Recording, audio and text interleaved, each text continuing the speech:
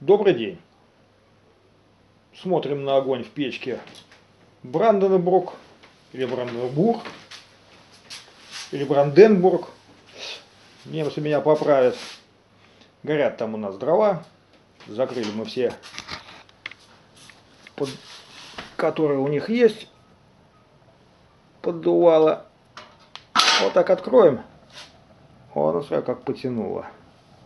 Вот так закроем, он спокойнее горит, тяги нет.